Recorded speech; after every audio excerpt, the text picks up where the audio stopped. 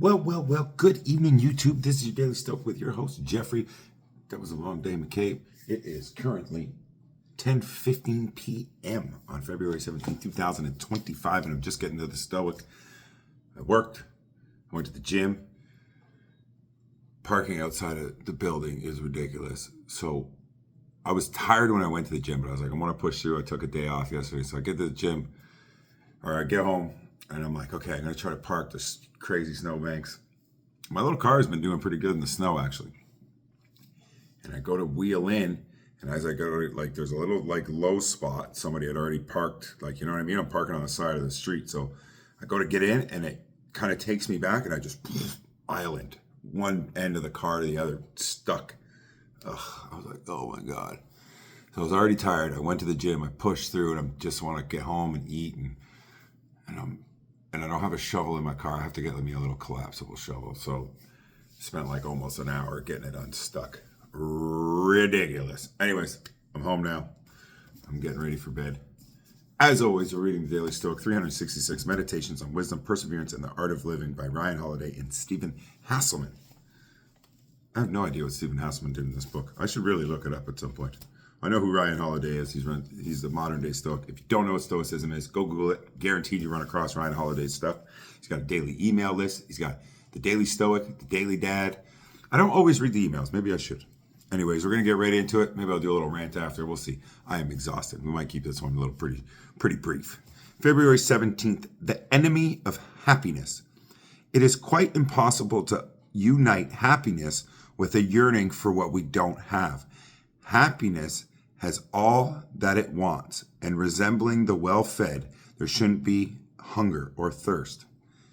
I don't even know if I understood it.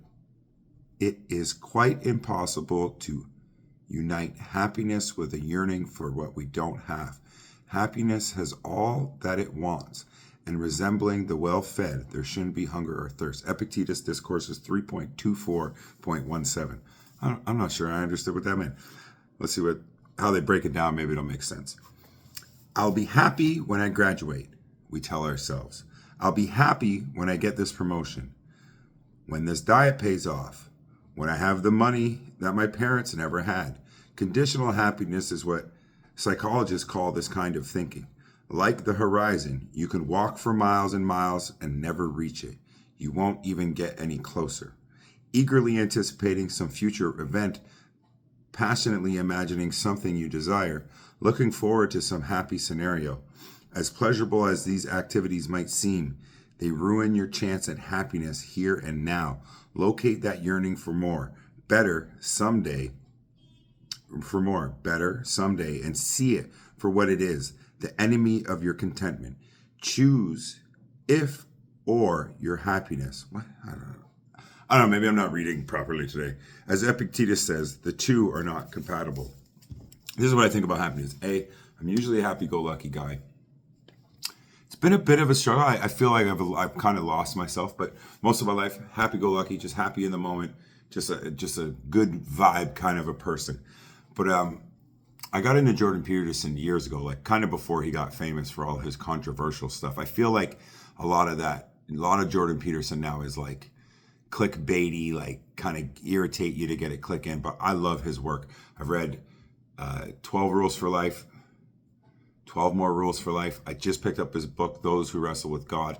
One of the most amazing, he used to put all his university courses online, and he's created, there's a lot of hate for him, and they're like, oh, he's this and he's that. I absolutely love the man. I could listen to him speak all day. His speaking is top-notch English. I really, really love Jordan Peterson. All that to say, he's got this theory about happiness. It's like happiness is a byproduct of a meaningful life. And maybe happiness isn't the goal, right? Like, you don't always need to be happy all the time. It shouldn't be your only aim in life is to be happy, because it could lead you down some pretty terrible roads if you're just looking for happiness. So I love that. Happiness is a byproduct of a meaningful life.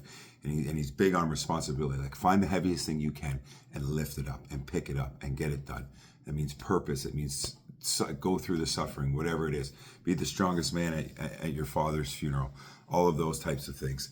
And I really, really like that. So if you're not happy with life, do something about it.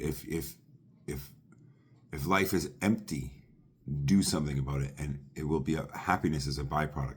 But like I said, on my own, in my own life, I'm usually happy-go-lucky. I'm just happy to be alive kind of guy. That is your Daily Stoic, February 17th, 2025. We're pushing through, guys. I've skipped, I think, twice, 2 days. I've kind of dubbed some doubles. I almost didn't do this today. I am exhausted, like I said, but I wanted to get it done. I don't want to skip too many. I don't want to miss any. Yeah, so we're going to upload this. Oh, shout out to my mom. She's flying in from Jamaica. She's been delayed since Saturday. Mom, I love you. Can't wait to see you. Let me tell you something, man. When I seen the plane crash today at work, I was like, wait, what? Very quickly, it was, not the right airline, not the right time, but my goodness. It was a pretty quick moment of like, so shout out to anybody who was on that plane crash. From what we know, nobody died, 18 injured people, but by the grace of God, nobody was fatally injured in that plane crash. But I'm telling you, my heart skipped a beat, and I'm gonna give my mom an extra big hug and a kiss when I see her. I love you, Mom. I love you guys too. Have a great evening. I gotta get to bed, back up at 4. Nah, I don't know about the gym. We'll see. I gotta try to hit the gym again. I gotta keep grinding it. You can't even see the muscles. I love it. Anyways, love, hope, faith. Have a great evening. Peace.